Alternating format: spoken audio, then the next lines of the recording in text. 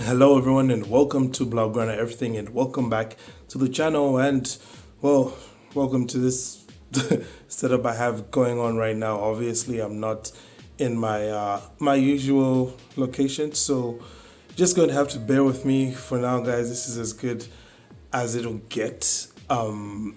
This is as good as it'll get audially and visually, whatever it's going to be. But whatever the case, it might be a different location or geographical whatever that I am in, but it's still going to be the same agenda. It's a match review for what was FC Barcelona's last match of this season and what was Xavi Hernandez's last match as FC Barcelona manager.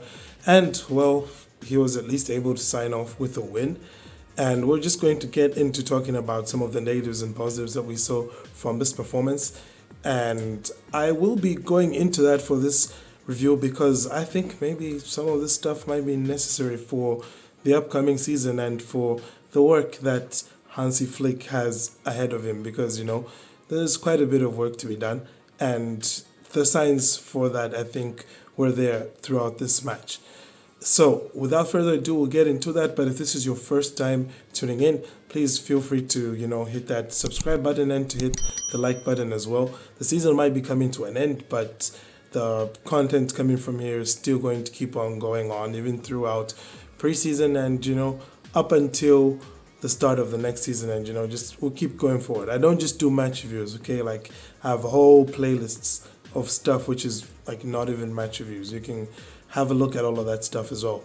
Anywho, like I said, without further ado, let's get into those negatives, from the negatives and positives. And first of all, I'll have to say it's going to have to be Barcelona's weakness on transitions. Now, we know for a fact that this is probably the one thing that has cost Barcelona this season. It's the reason why they fell off so badly in La Liga during that January-February period. It's the reason why ultimately they struggled in Europe as well, because on the break there are just too many vulnerabilities that are there to be exploited for Barca. Now, we did see Kubarsi and Araujo and Kunde find some pretty good form, Christensen as well in the middle, and for a while it looked like that issue was solved. But I think somewhere towards like the tail end of March, the signs came back again, and it was pretty evident that this was a problem that was going to endure maybe even beyond this season. It's going to be Hansi Flick's biggest headache come next season, okay? How do you make this team less fragile in transitions? And it's one of the things which in my video where I talked about, who Barcelona should hire as a manager, it's one of the things which for me I felt was a reason why Barcelona shouldn't go for Hansi Flick, because his Bayern Munich team and his Germany teams, which we've seen, neither one of the two were solid on transitions, okay?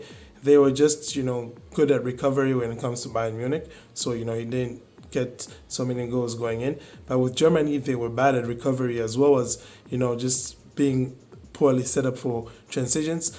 And that situation, with Germany, I believe, more accurately mirrors what he has going on with Barcelona, just because like we had said, Kubarsi and Araujo aside, and maybe Kunde as well, a lot of Barcelona's defensive-minded players are really bad at handling situations in transitions. They don't know exactly where they're supposed to be. They don't know, who they're supposed to be tracking, who they're supposed to be, stepping up to stop them from playing the ball. They don't know when to time all of that stuff.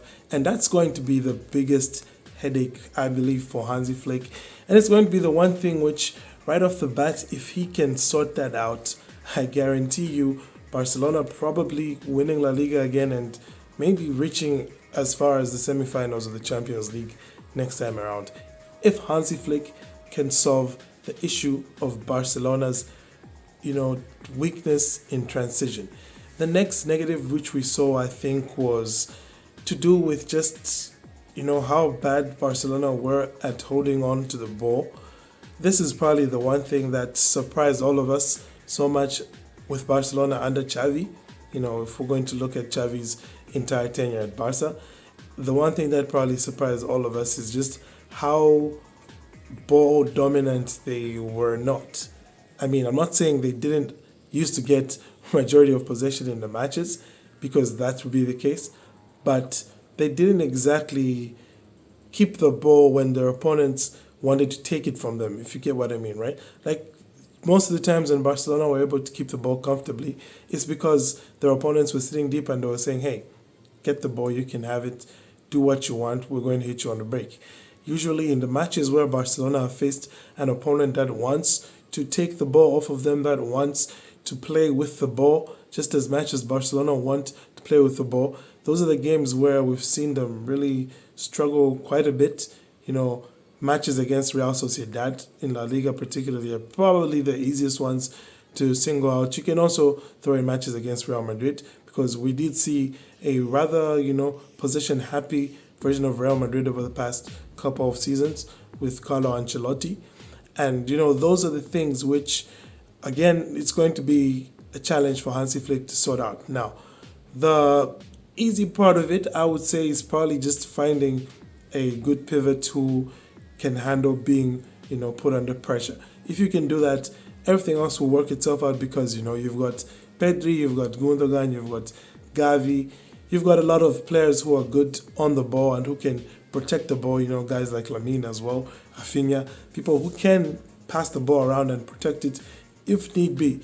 So that's something which, like I said, the solution for that is probably much easier than with the issue of, shaping transition and how to handle transitions. Okay, enough with the negatives. Let's go to the positives. And, well, once again today, the positive which I have to pull out is probably the one thing that, if we're going to look at Xavi's tenure as a whole, the one thing which we can definitely give credit to Xavi for, more than I think any other manager that I can remember at Barcelona really, is his trust in the youth. Okay, once again today it was Fermin who was really at the heart of both goals for Barcelona, and who, well, anyway, I say he was at the heart of the first one, but Lewandowski practically just took it off of his head. So, he could have scored that one, but then, he was at the heart of a lot of attacks for Barcelona. Caught offside maybe a bit too frequently. Maybe that could be a negative as well, but, I don't know. But at the end of the day, he got the game winner, and he's been in a very rich vein of form towards the end of the season, which you hope a lot more of our players could start doing. And maybe if they could also just start, in good form and end in good form as well. Start the season in good form, end the season in good form. That's what we want. So Fermin here again is an example of a young player who Xavi trusted when he didn't really need to. I mean, if we go looking at Barcelona's, laundry list of managers since Frank Rijkaard, there hasn't been anyone who's given as many young players their debut as Xavi.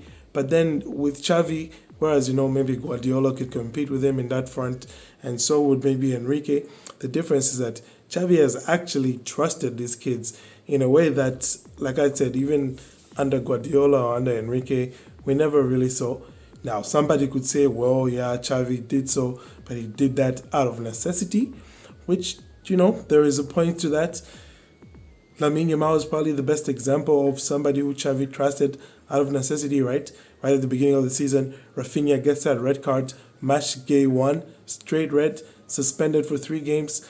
Ferran Torres injured, quite a few injuries up front for Barca, still reeling off that loss of Ousmane Dembele. And yeah, Lamine Yamal was kind of just thrown into the lion's den by necessity.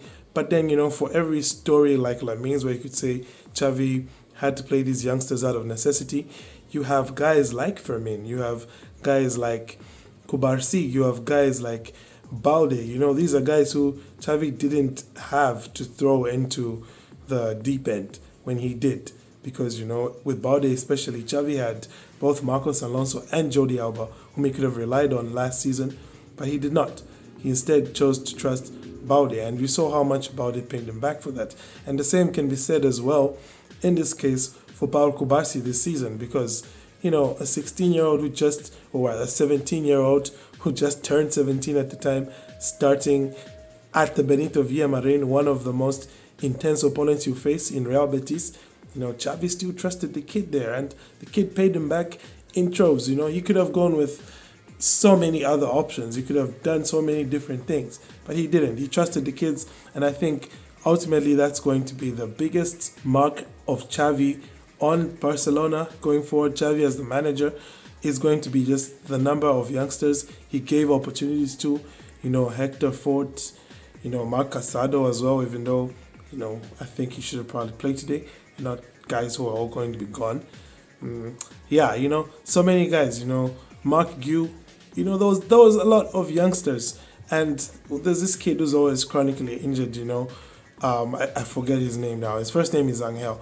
Forgive me for forgetting your name, kid. But there's that kid as well, and so many other youngsters who Xavi just trusted in his time here at Barcelona. And, he put them on when he didn't have to. And I think that's going to be a big mark that he leaves on the club, because a lot of these kids are going to come through and I think be very important figures for Hansi Flick in one way or another. Okay, enough with negatives and positives. We can go ahead and talk about the team rating and the manager rating. Team rating here, I thought it was just it felt like a 6 out of 10 performance for me, because it felt like 6 out of the 10 on-field players were playing okay, and the other 4 were just and we could throw the goalkeeper in that as well. Just taking, I don't know how exactly he let that shot beat him from En Nesyri. I hope it doesn't keep him from getting his Zamora. If it does, that's a shame. But yeah, generally speaking, I think a 6 out of 10, maybe 6.5 if I'm being generous. But yeah, 6 out of 10 for the team. And for the manager as well here, Xavi, 6 out of 10. I mean, yeah, sure it was his last performance. I mean, sure it was his last game as Barca manager, and he maybe didn't want to shake the pack right before leaving, and I don't understand why Lamine and Kubarsi were starting, to be honest. I don't get it. Same for Gundogan. These are guys who are all going to have very long summers, Euro campaigns potentially, and yeah, Olympics as well, potentially for Kubarsi and Lamine. So, Coolers, stay prayed up. Pray that what happened with Pedri doesn't happen to either one of these kids. Anywho, with all of that done, I just have to pick the man of the match. And this time around, the man of the match was, of course, Fermin Lopez. I felt like overall he just had the best performance from Barca players on the pitch. Maybe a close second is Pedri as well. Both Pedri and Fermin were at the heart of everything. It's good to see Pedri getting into his better form coming, here at the end of the season. Hopefully he can stay fit through the summer and into the start of next season. And that's what we'll have to look forward to, because for this season, guys, I officially end the match reviews. I don't know why I thought of saying that, but yeah, that's basically that for match reviews this season. So obviously there's going to be a big old season review. I think I'll do that on a podcast. It's going to be a long format kind of thing.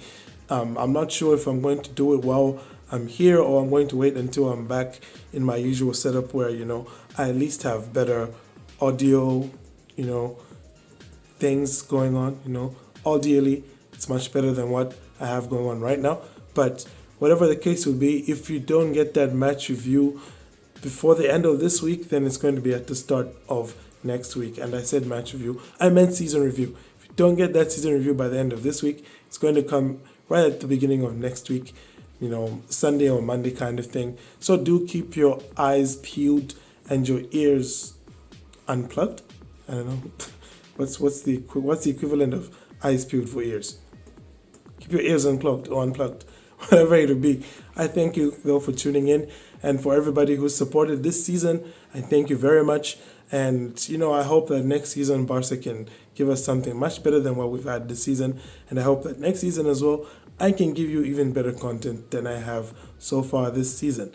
Probably have to do something about how Hansi Flick will set up at Barca, but that's maybe going to come during preseason and not this early into, not this early into the break.